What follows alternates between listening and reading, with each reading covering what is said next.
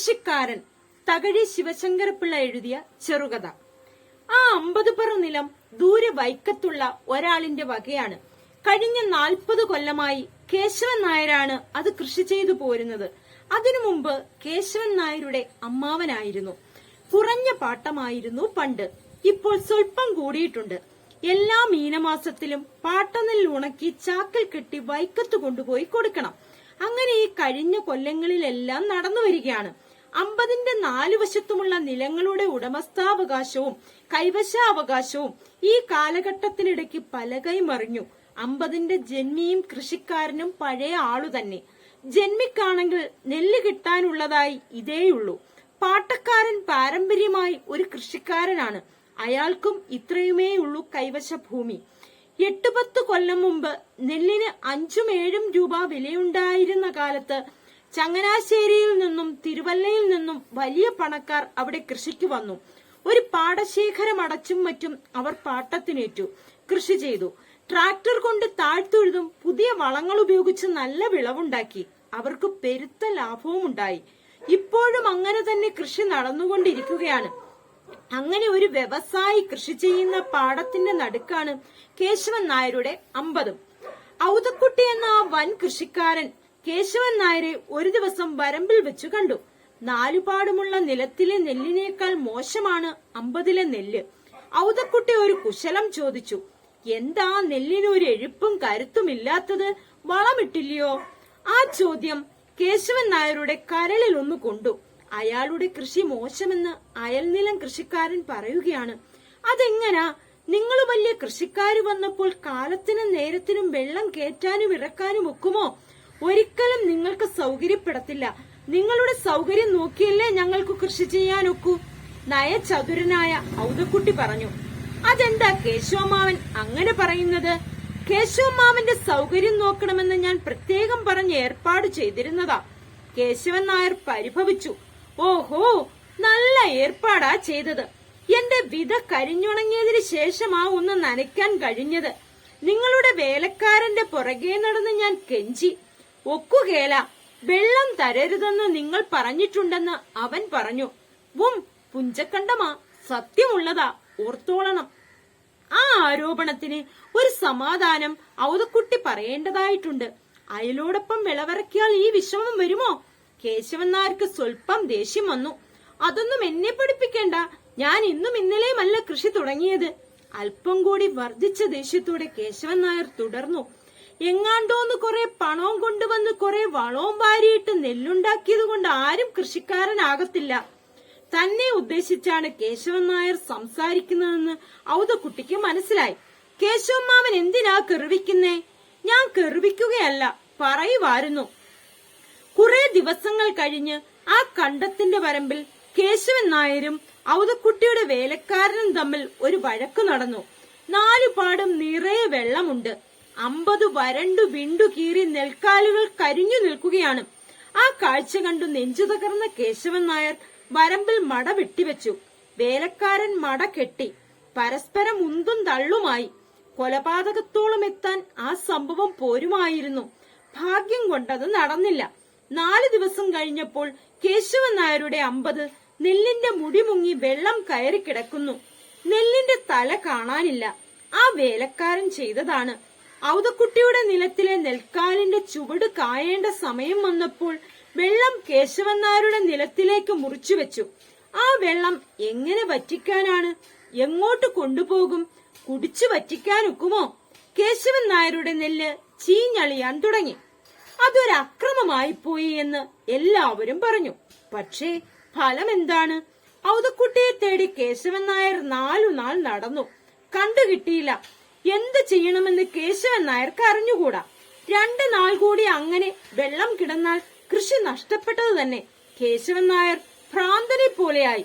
കേശവൻ നായരുടെ ഒരു കൂട്ടുകാരനായ കുട്ടിച്ചോവൻ മനസ്സ് മുട്ടി ചോദിച്ചു, രാത്രിയില് ആ മട തിരിച്ചു മുറിച്ചു വെച്ചാലോ? കേശവൻ നായർക്ക് അത് ഇഷ്ടമായില്ല. അയാൾ പറഞ്ഞു, അത് പുഞ്ചക്കണ്ടത്തിൽ ചെയ്തുകൂടാത്തതാണ്. രാത്രിയില് പുഞ്ചക്കണ്ടത്തിൽ മട വെക്കാനോ? കൃഷിക്കാരൻ അത് ചെയ്യുമോ കുട്ടി? ഞാൻ മുടിഞ്ഞോട്ടെ, എന്നാലും ചെയ്യരുതാത്തത് ചെയ്യുകയില്ല. അപ്പോൾ മറ്റൊരു കൂട്ടുകാരനായ കുട്ടിമാപ്പിള പറഞ്ഞു, ഇപ്പൊ നടക്കുന്നതെല്ലാം പുഞ്ചക്കണ്ടത്തിൽ നടക്കുന്ന കാര്യമാണോ? കൊള്ളാമായി പോയി.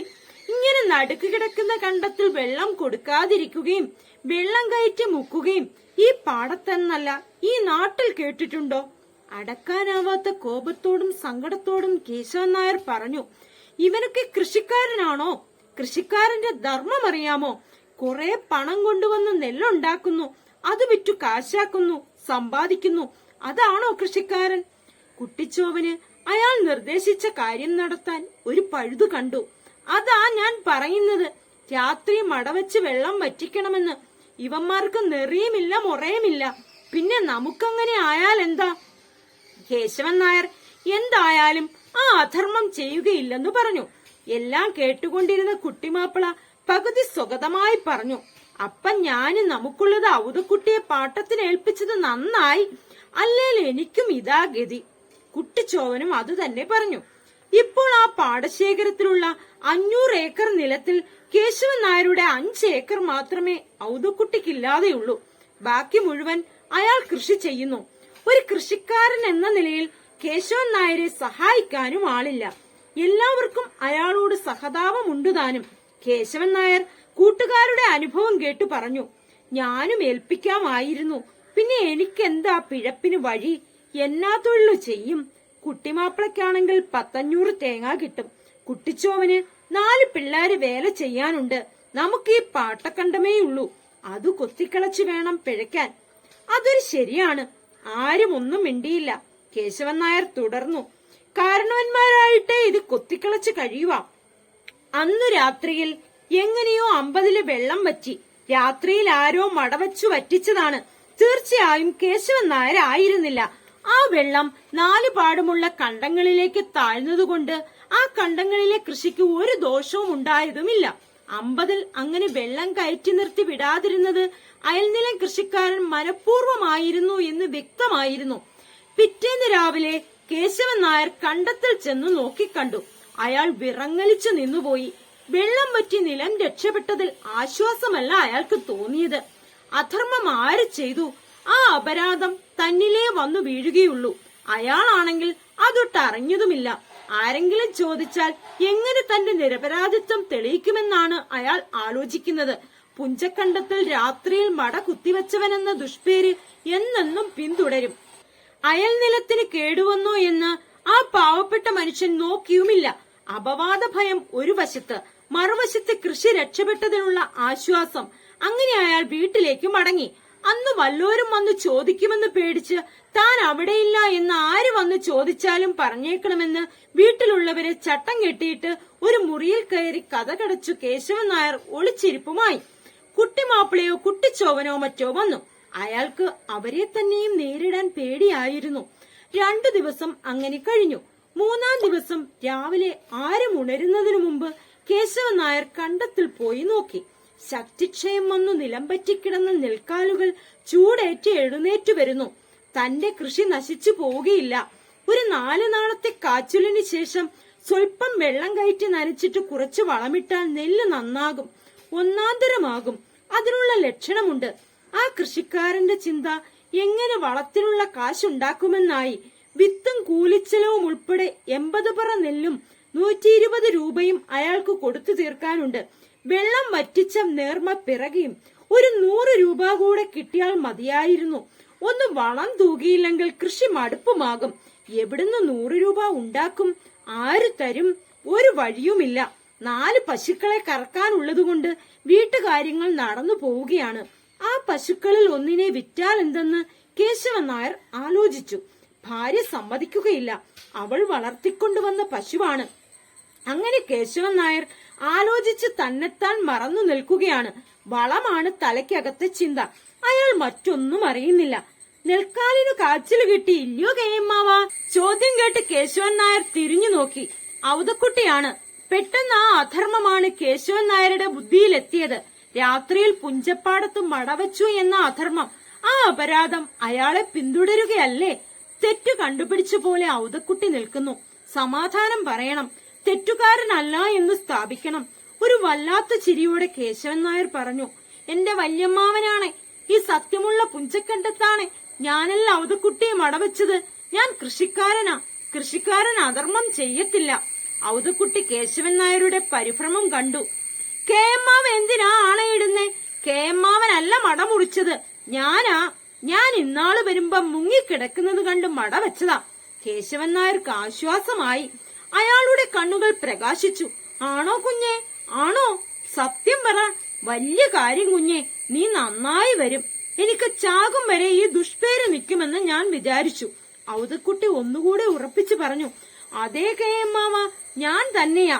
കേയമ്മാവന് എന്നോട് വിരോധമാണെങ്കിലും എനിക്കങ്ങനെ ആകാൻ ഒക്കുമോ? ഞാൻ വന്നു കാണുമ്പോൾ എന്റെ നെഞ്ച് അടച്ചുപോയി. ഞാൻ മട വെച്ചു. എന്റെ നെല്ല് പോകുന്നെങ്കിൽ പോകട്ടെ എന്ന് വെച്ചു. കേശവൻ നായർക്ക് നെല്ല് പോകുന്നതിലല്ല ഖേദം, ആ ദുഷ്പേര്. കണ്ടമാകെ ഒന്ന് കണ്ണോടിച്ചിട്ട് ഔതക്കുട്ടി പറഞ്ഞു.